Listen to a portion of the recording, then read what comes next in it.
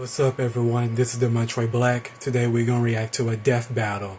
Bowser versus Dr. Eggman. Let's watch. Battle is sponsored by Marvel Snap and Prize Picks.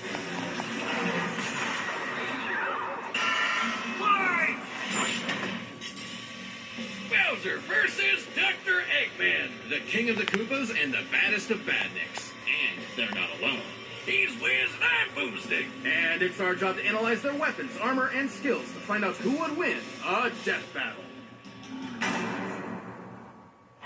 Ah, the Mushroom Kingdom. A peaceful land of kindness, adventure, love. Ah, boring! Move aside, princess. It's time this place got way more awesome. Here comes King Koopa himself, better known as Bowser. The moment this orphan star child was found by Kamek, it was clear Bowser would command the disparate outcasts of the Mushroom world, the Koopa clan. Sadly, not everyone's born a toad, and they treat these critters like monsters, fated to a life of infinite jump farming for one-up. Bowser wanted a different world, but Princess Peach Toadstool would never allow the evil king's day in the sun. Her light was so bright, Bowser became infatuated with her. So he turned all the toads into bricks and kidnapped her, putting their princess in another castle, and another, like 40 years of castles, only to be released if she agrees to marry him and his dad bod. Yet he was foiled time and time again by those pesky Mario brothers. However, Bowser is nothing if not persistent. Look at him! Dude's built like a brick house strapped to a saw trap. That spiked shell takes a lot of punishment. Not even the weight of a castle can scratch it, especially when he rolls up like a prehistoric Beyblade. And the Koopa King doesn't just breathe fire and control lava, he commands nature itself. Spitting meteors from outer space, beckoning the earth with a snap, inhaling torrents of wind, straight up calling down lightning. What else has he got? Oh, just a little dabbling in dark magic. Hell yeah, Wizard Turtle. The original NES manual even describes him as a sorcerer king. Magic is how he turned the toads into bricks, only countered by the princess's heart magic. But that's not all the magic he's mastered. Telekinesis, creating perfect clones, reanimating his undead skeleton, and worst of all, ruining every game of Mario Party. Hey, no! I stole those coins fair and square! Bowser spent decades hoarding treasures, coins, magic star rods, warships, clown cars, you name it. This is the same guy that created multiple flying castles fashioned after his own face. Yeah, he's definitely got an ego on him. He's talked about having a 4-digit IQ, but I've seen this moron put death traps in his own backyard. A man after my own heart. Despite his clumsiness, Bowser's charisma and leadership brought many to his side. Not enough to defeat Mario, but his army doesn't make it easy on the Red Plumber. They're the most wicked band of misfits this side of World 8-4. The Koopa Troop. An army spanning multiple territories across the Mushroom world and beyond. Goombas, Koopas, the Troopas, and the others make up the infantry. Some with wings, some in shoes, and some even in race cars. They're the red shirts, first in and first out. Piranha plants, bloopers, and Lakitus use their surroundings to get the jump on unsuspecting prey, by land, sea, or sky. We'd be here forever jotting down the small fries. Booze, Shy Guys, sentient bombs with feet, and more. It was imperative for Bowser to nurture a unit that covers their own vulnerabilities. For example, Kamek and King Boo both have magic, but Boo has battlefield control with illusions and destabilizing dimensions, while Kamek focuses on buffing allies, canceling enemy powers, summoning anything he desires. Or swapping my items to screw up my Mario Party lead. Not again. Speaking of items, most of the minions can use pretty much any power-up Mario can. The Goombas make frequent use of Tanuki tails, and Bowser can really get into the cat roleplay. But as the Koopa Troop grew and grew, it started to feel less like an army and more like a family unit. Oh, you mean like his kids, the Koopalings? They're adopted. What's the difference? Good point. Bowser took them in and even trained them in dark magic. So no one's as spoiled as his natural Nepo baby, Bowser Jr., captain of the Koopa Troop. Spoiled is an understatement. Remember his escapades as Shadow Mario? He terrorized Delfino Plaza with literal evil paint. That whole debacle was basically his attempt at elementary school art class. And I bet Bowser still has some on the fridge. But really, the king is very protective of his kids. If the fam's in trouble, he can will himself to transform into a giant kaiju, all to crush whatever bullies tug and smack. Maybe a little overkill. Just one punch from Giant Bowser launched a castle out of orbit. Taking into account the flight path and the scale of their universe, Bowser's punch must have hit with a force of over 125 trillion tons of TNT. Considering how Yoshi punted poor Raphael the Raven so hard he exploded into a constellation of stars, this isn't even close to Bowser's full strength. So don't bully his kid, especially if he falls into some of Bowser Jr.'s set of black paint. That stuff's scary. Enough to unleash Bowser's Dark Fury, a form whose very steps cause widespread natural disasters. Okay, seriously, how does Mario ever beat this guy? He's like Godzilla, Doctor Strange, and John Cena all in one big turtle. We're not even to the best part. Bowser's dark magic became so potent he eventually learned how to warp the very fabric of reality. Anything the king imagines, he makes happen. He turned all of Yoshi's Island into a storybook. And remember those painted worlds in Mario 64? Yeah, he made those. And the staircase that goes on and on and on and on and on and on and on. Oh, God, does anyone know how to BLJ? He also stole ultra-powerful items like the Wonder Flower, which can mold reality like Play-Doh, and the Dream Stone, which can be used to wish someone out of existence. But his most iconic thefts are those big, shiny power stars. Don't judge a book by its cover. Infant power stars, aka Lumas, can become whole galaxies. They also ferry Mario across the universe in 3 seconds. That's 489 quadrillion times light speed. Obviously, the Big Daddy Grand Stars are even crazier. Bowser used one to power his space kingdom. But then, guess who showed up to ruin everything? It's a him! And when the Grand Star was freed, it caused a chain reaction that destroyed the entire universe via a massive black hole.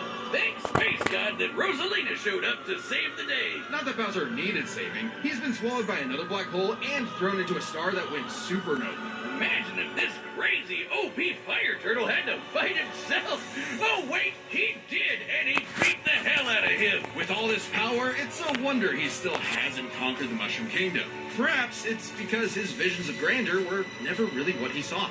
Surrounding him is a crew of outcasts and miscreants like him, ride or dies that can't be swayed against him. Oh, are you saying he's secretly happy because he's got a big monster family now? Yes, but also when they actually work together, they legitimately conquered most of the known universe. So, he's a baddie through and through who will teleport through space and time to show you what's what. Because he's no ordinary Koopa. Make way for the king! This battle is sponsored by Prize Picks. Prize Picks is the best place to get real money sports action. And its daily fantasy sports is super easy to get into. That's right, Boomstick. No need to worry about going up against somebody who knows way more than you do. All you gotta do is pick more or less on 2 or more players, and you're up for a shot to win big. As someone who spends literally all of his time running numbers on anything and everything, I appreciate a system that takes a lot of the guesswork out and lets you actually win through skill. Yeah, like how they've got an actual injury insurance policy. As in, injuries don't ruin your lineup. It's crazy this isn't more common. It's already saved my butt for sure. And withdrawals are fast, safe, and secure. I can get my money in as little as 15 minutes. Download the app today and use code DEATH to get $50 instantly after you play your first $5 lineup. That's code DEATH to get $50 instantly after you play your first $5 lineup. Prize Picks, run your game. Citizens of Earth, lend me your ears. Imagine a world of endless possibility where people are free as the wind. Isn't it disgusting? Now imagine a better world, one with proper guidance and the technology to bring about global peace. But Wiz, only a brilliant mind can make that happen. Not just any brilliant mind, he's a genius at heart who knows the dangers within. He's Ivo Robotnik. Dr. Eggman. As a mad scientist myself, his story is my inspiration, just as Eggman's was his grandfather, Gerald Robotnik, who sought to create world peace through technology. But then his beloved granddaughter, Maria, was killed by the Guardian Unit of Nations, better known as... Gun. They're freaking called G-U-N. Anyway, Lil Eggy grew up a lonely narcissist because all his family talked about was Maria this, Maria that. Boo-hoo! Neglect and envy tainted Ivo's goals of following Gerald's footsteps. He distanced himself from his grandfather's legacy. Instead of bettering the world, he would conquer it to get the attention he deserved. No, you mean Crave. desperately crave. Tomato, tomato. You just said it the same way twice. He aimed to establish Eggman Land, a capital of science. And this paradise would have worked just fine if not for that blasted Sonic the Hedgehog. For years, Eggman's plans literally blew up in his face. And he's a very sore loser. But just like any good experiment, the doctor did more testing, seeking better results. He's created plenty of knickknacks to terrorize the world with. A laser gun, a cloning ray, mind control cannons, a flying armada, typical evil scientist stuff. Then there's the big ones. He invented a spatial displacement trap, which, while online, scatters a target's atoms across space. Oh, and then there's the metal virus, which transmutes organic tissue into living metal zombies. It's so deadly, it created a plague that nearly wiped out all life on Earth. Shame Eggman never made himself immune to it. That's a whoopsie. And when he's not duping you with decoys, he's riding in style with the Eggmobile. It's lightweight for maneuverability, but tough enough to withstand moon-sized explosions and even the center of a black hole. I mean, it's kind of lame looking, but he can plug it into big bad mechs like the Egg Walker or the Death Egg Robot, whose giant laser once obliterated 77,000 cubic meters of rock in an instant. That's like having an atomic bomb in your pocket all the time. Oh, okay, maybe this guy's pretty cool. Eggman built machines for a long list of combat situations. Some look like knights, others use extraterrestrial sources like the Wisps, and then there's the orbital bases, like the Death Egg. The reference is obvious, but Darth Vader's version is like a toy compared to the Death Egg, which can annihilate stars. Woo! A whole constellation gone in one shot. That's not to say Eggman doesn't enjoy scrapping with blue hedgehogs himself. Enter the Egg Dragoon. Hell yeah! The rawest of the battle mechs. It's got electric drills. It's got ice missiles. It's got a whole lot of bullets. My God, Wiz. I need it. And don't forget, Eggman built all of these things himself. Maybe world domination is in his grasp yet. One problem. Eggman's a turbo loner. No hobbies, no friends, no wife, no nothing. Come on, he has friends. I mean, he's a feminist. Oh, okay, maybe not, but what about Infinite? Sure, they might have joined forces over a mutually sought revenge against Shadow, but it counts. Sort of. Who needs friends when you can build friends? Obviously, Eggman has a tough time collaborating with others, so he just built his own army instead. The Eggman Empire. The Badniks are mass-produced foot soldiers, buzz bombers, crab meats, caterpillars, egg robos, and don't forget those cute little moto bugs. The Badniks may seem simple, but they're led by an elite, multi-talented unit.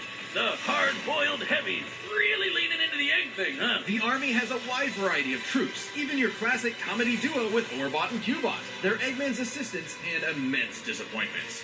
Every genius has their duds. Hey, at least they're not Scratch and Grounder. But that's why he's made top-notch bots modeled after the Sonic cast, like everyone's favorite Robo Faker, Metal Sonic. Metal Sonic has the most horsepower in the Eggman Empire. He has the moves and speed of Sonic and then some.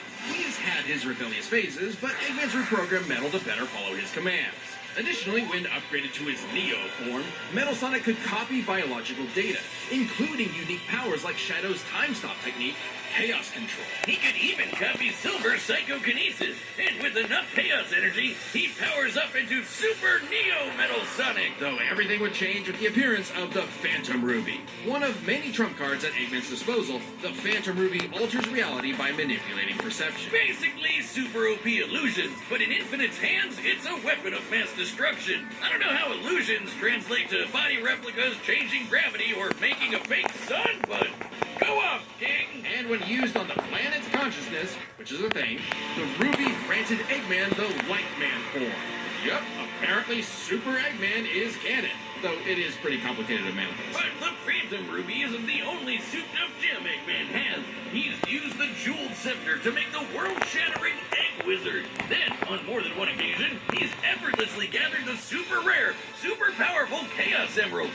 You know, the things that power Super Saiyan Hedgehog. Eggman built and built and built, and eventually, he built something that started to build on him. Sage was originally designed as a mere assistant, but through an alien encounter, she was granted actual sentience. Sage is already super powerful, but now she's also super smart. She thought up millions of battle plans all at once to defeat the massive Titans. And you can barely remember where you put your Dune Bug. I know exactly exactly where it is. It's at the police impound. Thank you very much. Sage was Eggman's saving grace. He had previously found machines with personality lacking, but Sage's great adequacy in serving her function provided Eggman with something that, for the first time, he'd hate to lose. In essence, a sort of daughter. So, like any good daddy, gave her the keys to his car, his spaceship, and his orbital death ray. Hell, now she controls the entire army. And this frankly unheard of trust from Eggman became crucial in defeating the End, a primordial entity so mighty even Supersonic struggled against it. Their battle can only be described as peak fiction, because charged by 7 Chaos Emeralds, Supersonic's no joke. The power of one emerald can shift continents. All 7 together can shift the universe. And kill some pretty terrifying bosses, like Eggman's Time Eater, which ripped apart space-time like tissue paper. In short, Chaos Emeralds give thoughts power. With them, Eggman's best machines can run indefinitely while matching the greatest powers ever seen. Like when 3 supers battled Solaris, who tried to destroy time itself. Solaris extended its chaos across multiple timelines in about 20 seconds, or 73 quadrillion times light speed. It's funny, though. While Eggman's smarts have sort of defeated Sonic here and there, he's pretty effective when he teams up with the Blue Blur to save the world. Well, recall how Professor Gerald was a good person before losing the granddaughter he loved. In Eggman's case, now that he has Sage, perhaps a similar story is playing out in reverse. Nah, Peggy will always have a harebrained scheme behind his cufflinks. So watch out, critters and plebeians of the world. He is the Eggman, and he's got the master plan. Chris, you gotta help me. What happened now? I'm addicted to Marvel Snap. You mean today's sponsor, the collectible card game? The one with everyone's favorite Marvel characters? It's just such a fast-paced rush. Each game only takes like 3 minutes, and the different locations, card powers, and snap mechanic add so many layers of depth and strategy for a game that's so easy to get into. Don't forget the amazing 3D art. Oh man, with all the new art variants and cards coming out every week, I can't stop playing it. Sorry, can't help you. I'm addicted too. No! Well, good thing it's super fun. I know, right? I love my deck. It focuses on tactically placing low-cost cards, then boosting their power way beyond what's expected. Oh yeah? Well, mine's got a big dinosaur. He's awesome. Oh, watch the team. Download the Marvel Snap app, now available on the App Store, Google Play, and Steam. Or visit MarvelSnap.com to learn more. Just click the link below the like button.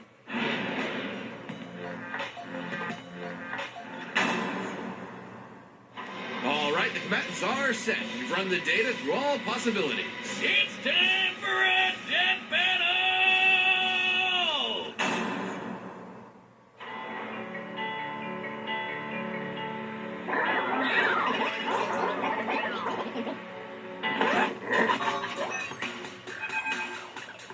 I've come to make an announcement. This territory is now the base for my upcoming Eggman Land 2. What a joke! I am Dr. Eggman, your genius overlord. Get a load of this!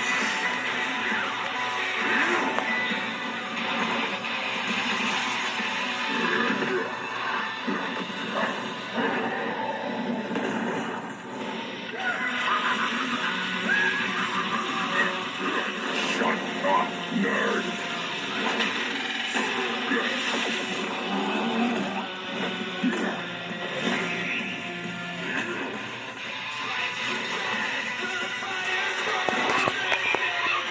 All these toys an invasion form, but seem so stupid.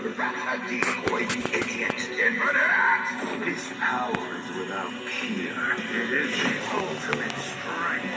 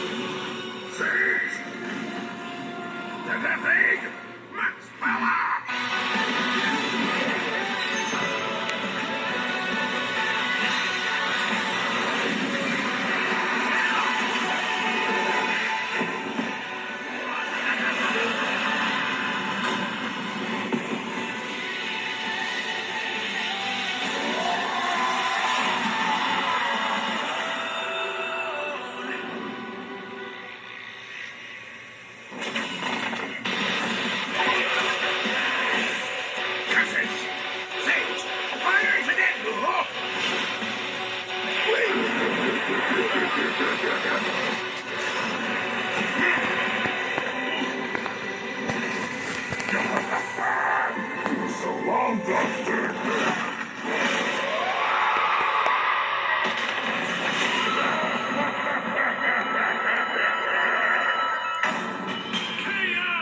This war was not an easy one to win, which might seem surprising given how the Sonic series is not afraid to show how tough its cast is, while Mario's comes across as more cartoony. But as it turns out, Bowser had everything he needed to take Chrome Dome down.